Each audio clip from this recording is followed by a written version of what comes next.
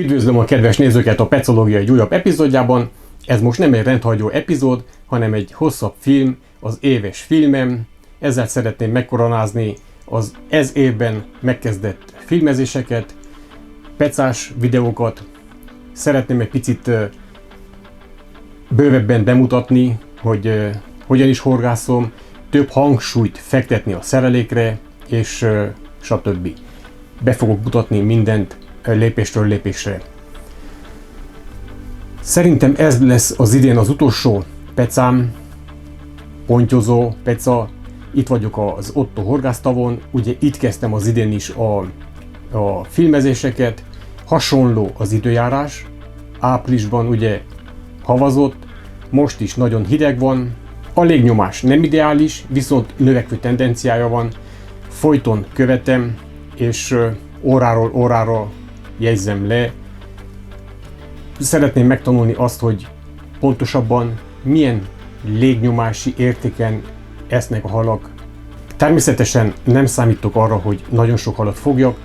Arra gondoltam ez a peca előtt, hogy nincs miért összehasonlítsam az áprilisi pecával, amikor fogtam 5 pontyot, 2 tokhalat és több kárászt, szép kárászokat, kilón felüli, 2 kilón felülieket. A peca előtt azt mondtam, hogy ha fogok egy pontyot, már az is jó eredménynek könyvelhető el. Hideg van, a peca előtt attól tartottam, nehogy befagyjon a tónak a vize, szerencsére ez nem történt meg. Az első este hóvihar volt, rossz idő, be sem dobtam a botokat mindaddig, amíg meg nem változott az időjárás.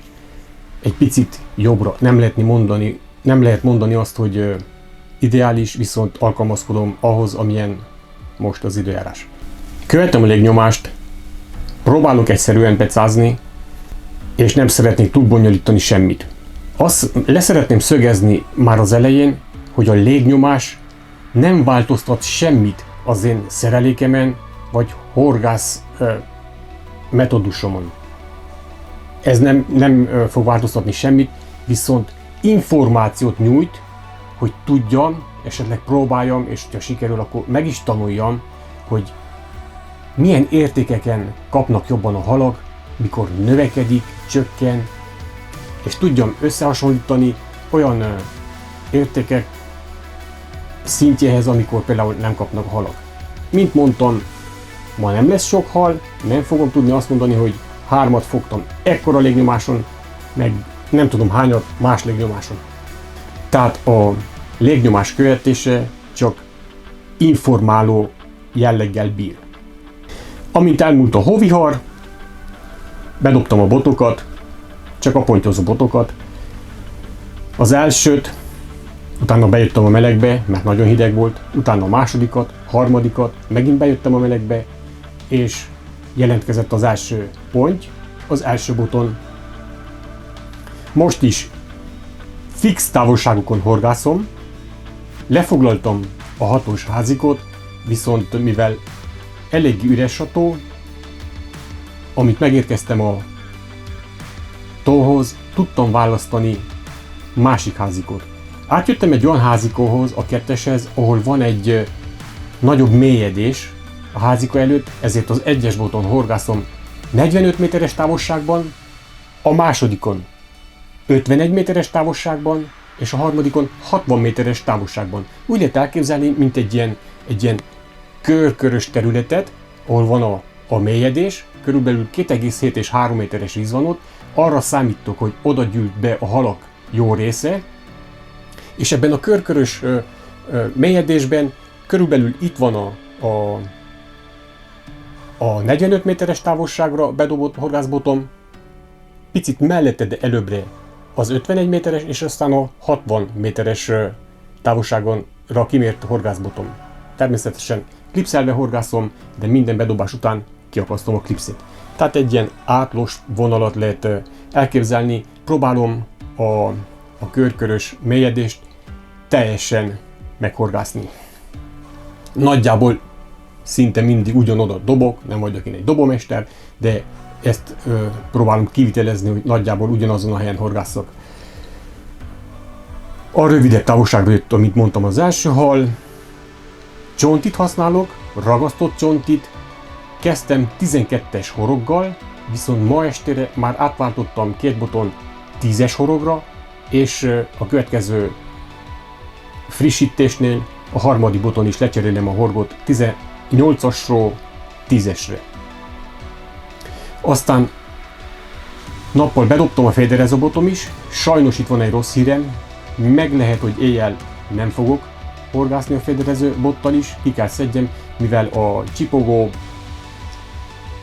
úgy néz ki, hogy elromlott, nedvességet kapott valahol, próbálom szárítani, néha még megy, lássuk, hogy alakul, később megint leellenőrzöm, és hogyha jól működik, akkor azzal is fogok horgászni az éjszaka folyamán, de jelző nélkül, tehát nem fogok kinőni a hidegben, ez a lényeg. A féderező boton mikropelletet használok, és sapkázom fekete etetőanyaggal. Ez egy téli kiadás, úgy is lehet mondani, az a neve, hogy Ice, jég. Azért nem mondom a márka nevét, mivel ugye nem támogat senki olyan értelemben, hogy az etetőanyagnak a gyártója, és ha ez úgy lenne, akkor az úgy történne, hogy alaposan letesztelném több vizen is az adott etetőanyagot, és pontosan fel tudnám sorolni a kedves nézőknek, hogy pontosan milyen hőmérsékleten mennyi vizet adok hozzá, melegebb, mert szoktak lenni különbségek, ugye a melegebb hőmérsékleten összekevert etetőanyag, meg a hidegben teljesen másképpen működik. Próbálom azért, amennyire lehet itt a házikból megkeverni az etetőanyagot, nagyon keveset, mivel most nincsen szükség sokra. Azt próbálom összehozni, hogy a benjok kosárban, tehát amelyiknek van ilyen kerete, majdnem színültig töltöm mikropellettel, és utána ráteszem a csalit, és sapkázom etetőanyaggal, hogy pontosan megteljen a benjo etetőkosár. Azért, hogy amikor kezd oldódni az etetőanyag, egy kis része kioldódik a kosárból, viszont a csali maradjon a kosárban. Szerintem ez az egyik lényege a benjo kosár metódusnál. Kapás több nem volt, sem a federboton, sem a csontisbotokon, és voltak beleúszások a zsinórba, nagyon sok. A nappal folyamán is próbáltam néha pihenni, de szinte nem lehetett. Folyton beleúszott valami a főzsinórba, most még az sem történik, nem tudom, hogy eltávozhattak a halak másik részre, talán igen, talán nem. Érdekes dolgok, ugye, mivel legtöbbször a szél a tónak a túlsó felébe fújt, ez előnyös lehet nyáron, abban az irányba horgászni, amerre fúj a szél, télen meg lehet, hogy ez fordítva van, és a halak nem a szél irányába hozódnak, hanem pontosan az ellentétes irányba, és keresik a szélmentes helyeket. Ezt pontosan nem tudom, ez egy ilyen gyanúm. A botok 2,75 librás Big River botok, meg a Federbot az egy Marnaso, tehát nem a botnak a spiccét nem jelzésre használom, hanem ott is csipogóval horgászom. Ezért engedtem meg egy picivel keményebb botot. Az előkék a csontis botokon 30 cm hosszúak, 0,23 mm-es vastagságúak, fluorokarbon, és mint mondtam, újabban 10-es horoggal horgászom. Talán így is kellett volna kezdjem, ilyen hideg időszakban ajánlatos a kisebb horgokkal kezdeni, és hogyha megindul a hal, utána lehet váltani nagyobbakra, hogy megpróbáljunk kevesebb halat elveszíteni.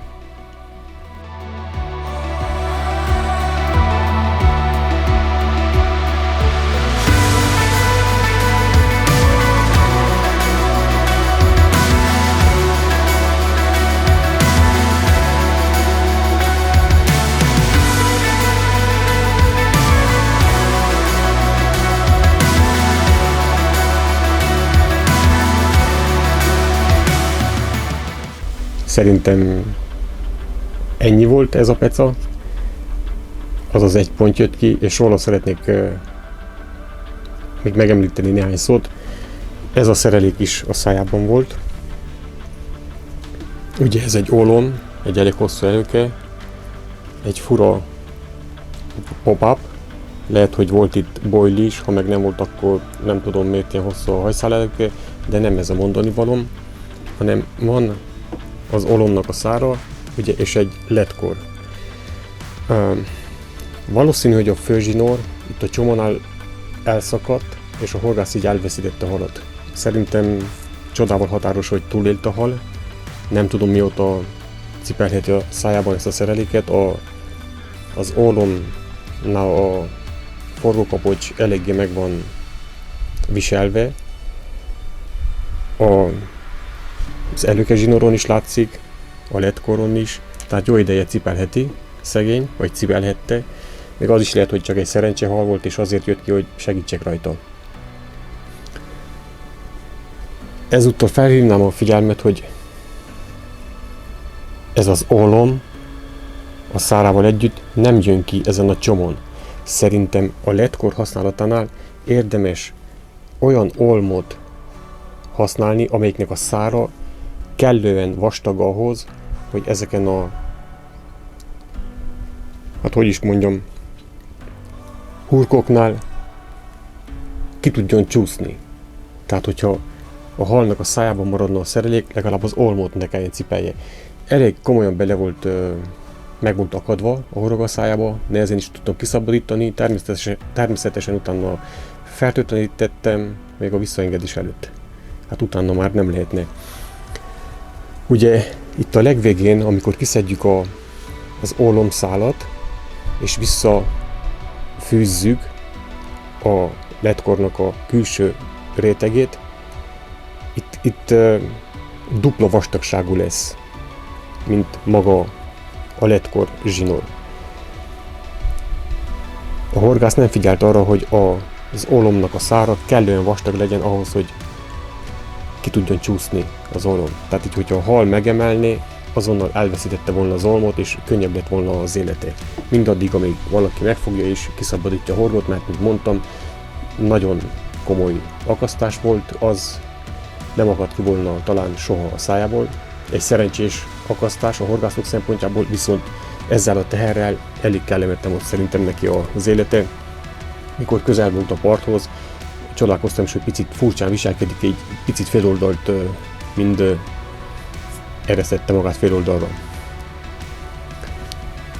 Itten a ledkornak a végén a hurok nincs is jól visszafűzve, tehát visszafordított a horgász, befűzte, és itt hagyott egy kis ilyen szálat, ezt is érdemes levágni, de ahogy nézem, még akkor sem jön neki az ólomnak a szára ebből a szerelékből.